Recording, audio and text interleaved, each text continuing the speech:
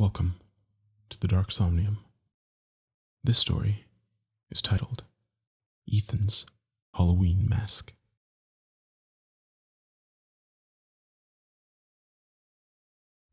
My cousin Ethan and I grew up together, but I never liked him very much.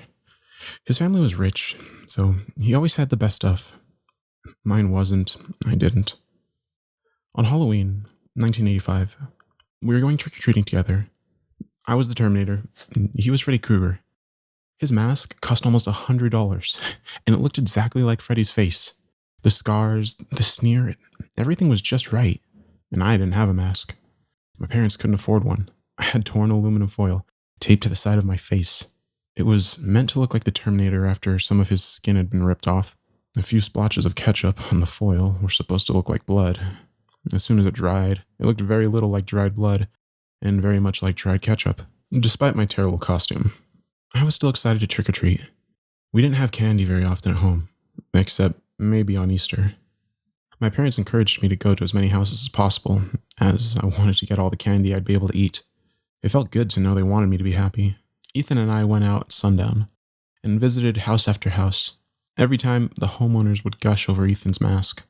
They'd tell him how scary he was, how realistic. Then they'd turn to me and ask who I was supposed to be. I'd answer, and they'd say something like, "Oh, of course. How could I have missed it?" I could tell they felt sorry for me. One even handed me a few extra pieces of candy. When we were done, our pillowcases stuffed with treats of every sort, we began the long walk home. As we went, Ethan rooted around his bag of loot. I could hear him grumbling and complaining through the mask. Then he started throwing candy on the street, stuff he didn't like. Go ahead and pick it up if you want it, Bill. He called out, I know you can't afford to let anything go to waste. heaving handful after handful into the gutter. I didn't say anything, but I reached into my pocket and pulled out the lighter and one of the 2 cigarettes I'd stolen from my dad. I'd been smoking on and off for the last few months, and even at 13, I knew it was bad for me. I just didn't care. It made me feel good. I stayed a few steps behind Ethan as he tossed more candy away, and as much as I hated myself for it, I ended up picking a few pieces off the ground and putting them in my bag. Ethan caught me once and laughed. You're gonna be as fat as your mom if you eat all that. I kept my mouth shut. Is that why she got fired from the restaurant? Did she eat a customer's food? I knew Ethan was joking. He did it often. I'm sure in his mind, he thought he was being harmless and playful.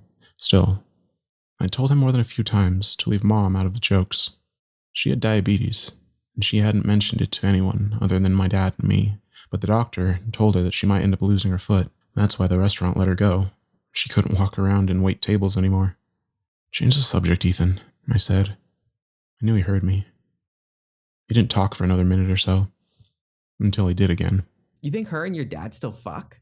I wonder how he manages to get it in there. He cackled, then insisted. Okay, I'm sorry. I'm done. Promise. I seethed as we took a shortcut through the elementary school soccer field. Let's stop here for a minute. Ethan said, and we got into the school's playground. I bet I could scare the shit out of some kids if they come by. He sat on one of the swings with his pillowcase in his lap. He kicked his legs, and the swing moved back and forth. I stood there, hating him. "I think I see some kids coming over the hill," I told Ethan. "I'm going to hide behind the slide and sneak up on them if they come over to you." Go for it. Ethan told me. His voice, deep and distorted through the mask. I left Ethan on the swing and walked over to the slide. I watched him swing as his hateful words rang in my ears. Tears came to my eyes as I remembered Mom smiling from her spot on the couch, and she encouraged me to go out and have fun. She was such a good person. So good. She never said anything negative about Ethan. In fact, she'd always complimented him on his grades and his wins in baseball and even his looks. "You're going to be a handsome man, Ethan," she told him. "I bet we'll see your face in a magazine someday," even after her kindness. Ethan still felt it was okay to trash her. I heard him laughing to himself from across the playground. I didn't know why exactly, but I had a pretty good idea. I reached into my jacket for the other cigarette, knowing the smoke would calm me down, but it had come apart. My pocket was full of loose tobacco and paper. Loose tobacco, paper, and the lighter. Ethan was still laughing as I fingered the lighter in my pocket for a second, then pulled it out, walking up behind him. He didn't know I was there as he shouted out, Okay, one more thing, and I'll never say anything about her again, but unless your dad's got a big dick, he'll never manage to. I flicked the lighter near the back of Ethan's neck, right where the hair and the mask met. The hair went up quickly, using his hairspray as an accelerant. Then something happened that I didn't expect. The mask burst into flames. Ethan jumped off the swing and ran in a loose circle, trying to pull the mask off his head. I saw it ripping under his fingers. He couldn't get a grip. The material bubbled. His screams, barely muffled as the molten chemicals clung to his skin, echoed off the brick walls of the elementary school. After a few seconds, he fell and rolled around on the playground, pushing his head into the sand to put out the fire. And he succeeded, but the damage was done.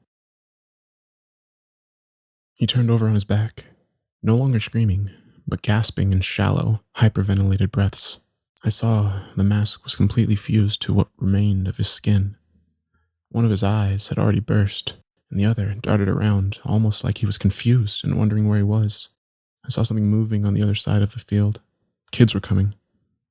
I yelled to them to call an ambulance, and I waited, unsure how I felt, until the paramedics got there. I took complete responsibility for setting Ethan on fire. I said I'd been sneaking up to scare him by flicking the lighter near his face, and yes, I got in a lot of trouble, but everyone believed it was an accident. Ethan's face was destroyed. He had skin grafts and bone grafts and all sorts of reconstructive surgery. He never recovered. Not physically. Not emotionally. He killed himself in 1990. His parents held a very expensive funeral. I was invited. They'd forgiven me for my part in his accident years before. In fact, their subsequent lawsuit against the mask company is the reason why Halloween masks are now made of flame-resistant materials. Mom died a few years before Ethan, but not before complications from her diabetes took her left leg. Dad and I were with her in the hospital. At the same time, Ethan's parents were there to see him through another round of reconstructive surgery. They visited Mom, Dad, and I while Ethan was still under, recovering after a successful set of grafts. We chatted for a little while about Mom's hopes for recovery. Then the topic moved to Ethan.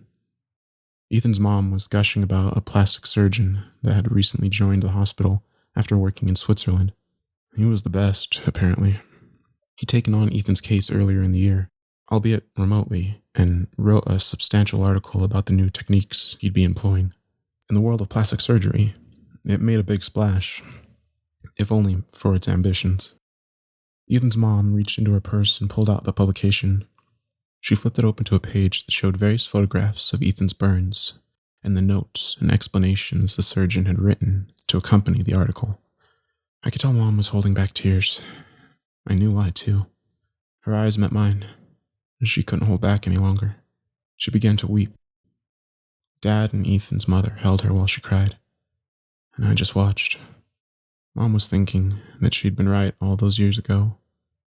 She'd been right for all the wrong reasons, but right nonetheless, just like she'd predicted. Ethan's face finally made it into a magazine. I hope you enjoyed this narration, and if you like my videos, be sure to like and subscribe so I can spend more time creating narrations and music for you. Have a good night.